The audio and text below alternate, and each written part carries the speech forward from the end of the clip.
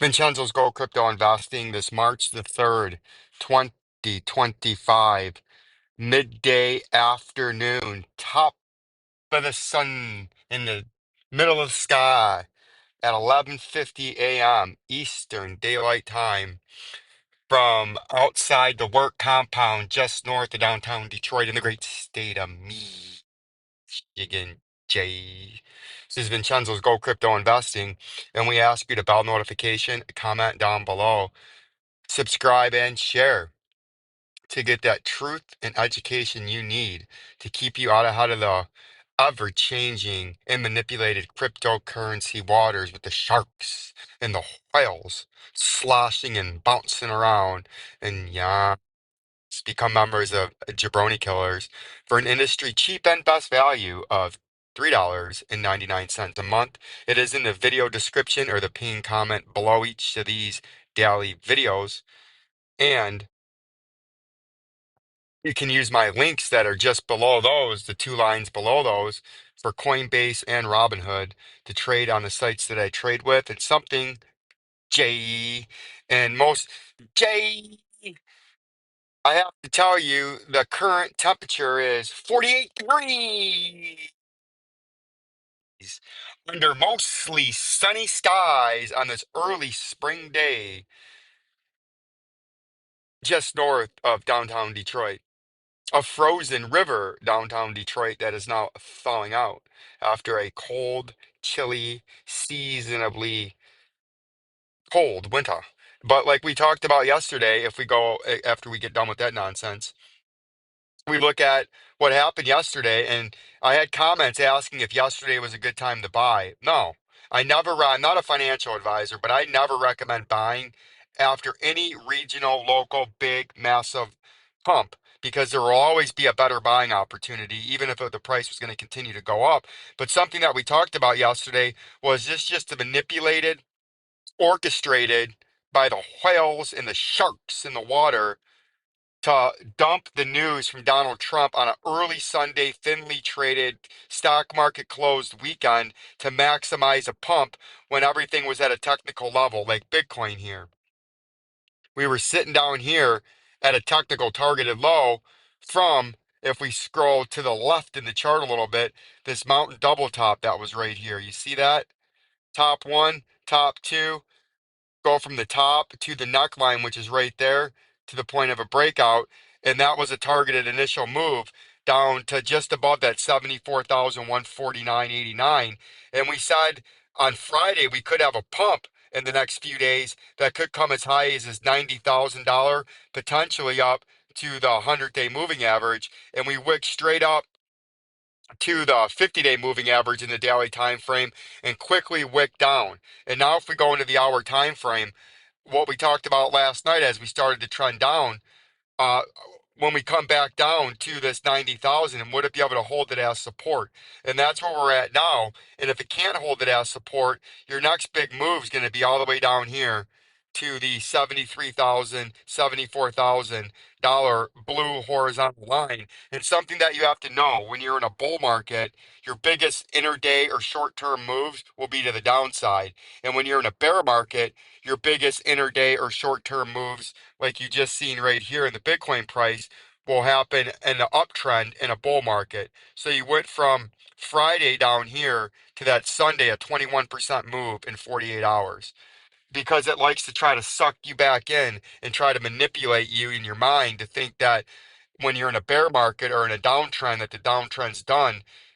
So it has a quick move to the upside, then it gives it all back. And that's what we were looking at yesterday when we looked at the daily time frame.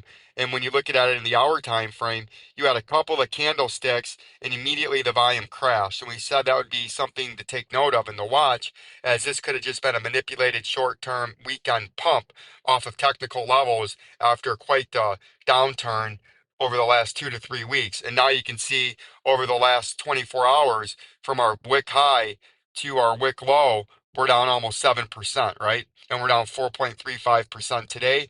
And you got to look to try to hold this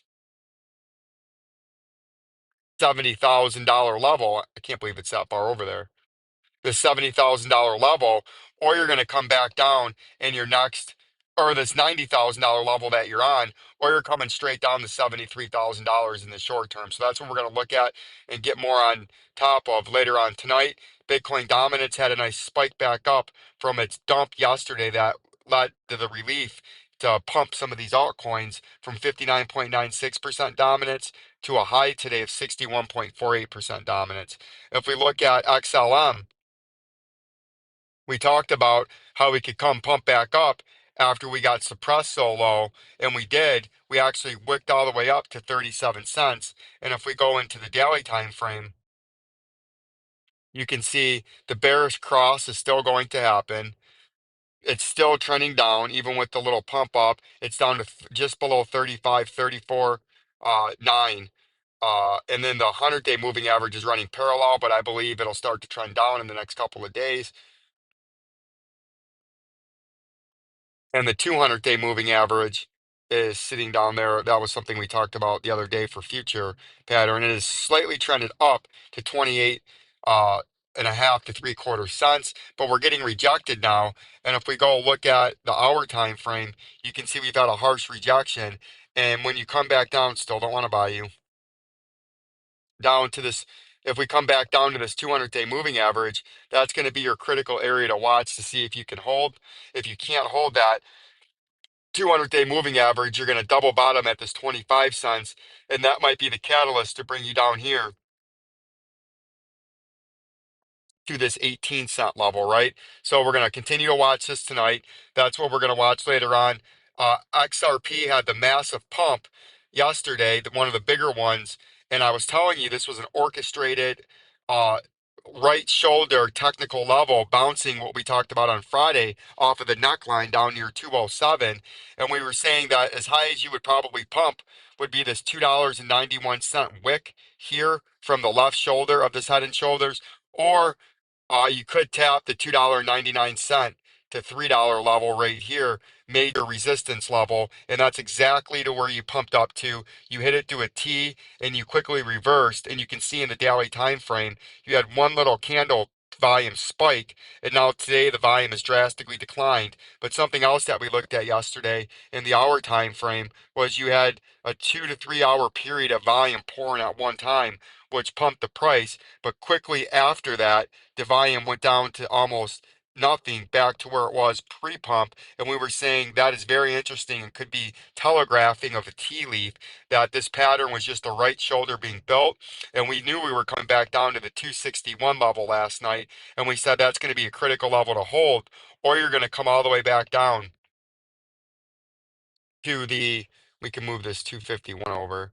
Is that the 200, is that the 50-day moving average in the daily? It is. So we don't want to move that over.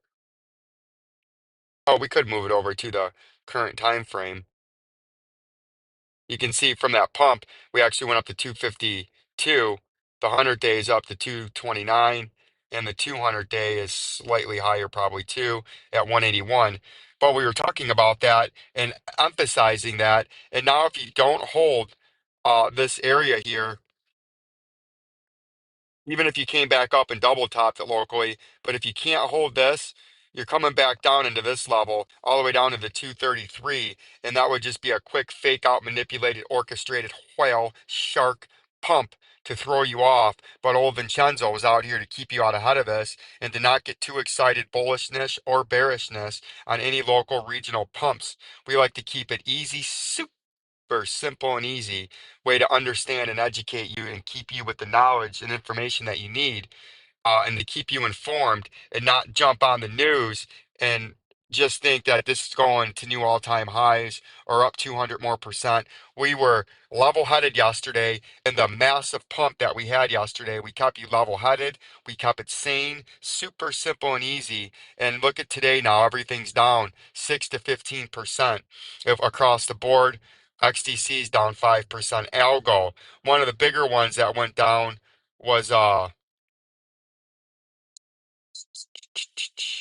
Cardano is down because Cardano was one of the bigger movers yesterday. It was up greater than 60% yesterday, but now from its wick pump to current price, it's down 20% already, right? So that's why you stick with old Vincenzo. We don't just get the hype, the momentum, and run with it.